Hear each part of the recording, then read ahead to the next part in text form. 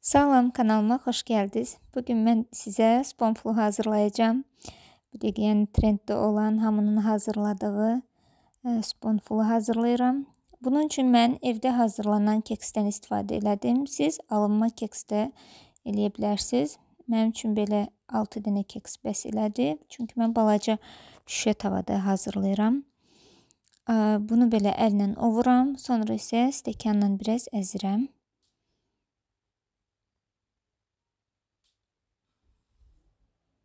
Sonra isə üzərinə kremi hazırlayıram. Bişən kremdir. Bunun üçün bir xörək qaşığı yarım un, bir paçka vanil, yarım stəkan şəkər tozu və bir stəkan südü az-az əlavə eləyib qarışdırıram ki, tam həll olunsun.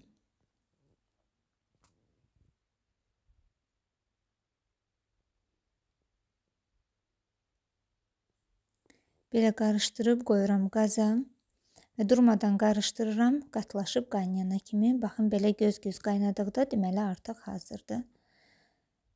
İsti-isti elə əlavə edirəm başqa bir qabın içərisinə və bir xörək qaşığı kərə yağı əlavə eləyib elə qarışdırıram, kərə yağı əriyir.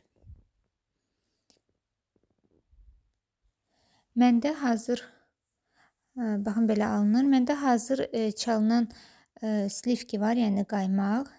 Hardasa 2-3 xörək qaşığı qədər olar. Mən onu əlavə etdim. Sizdə yoxdursa bunu elə adi-sadə də saxlaya bilərsiniz. Bunu da qarışdırdım və bayaq əzdiyim keksin üzərinə əlavə edib hər tərəfə gələcək şəkildə yayıram.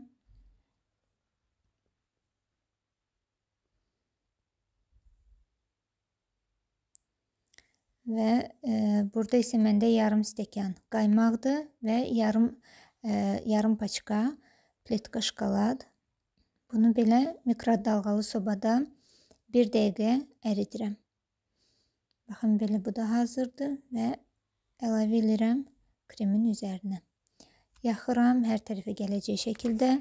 Sonra isə bir yarım saat, 1 saat qədər biraz saxladıb da yeyə bilərsiniz, elə sırası da yeyə bilərsiniz. Çox dadlı alınır. Asan, dadlı bir şirniyyatdır. Siz də hazırlayın. Nuş olsun sizə də. Kanalıma abunə olmağı, like qoymağı, şərh yazmağı unutmayın. Çox sağ olun.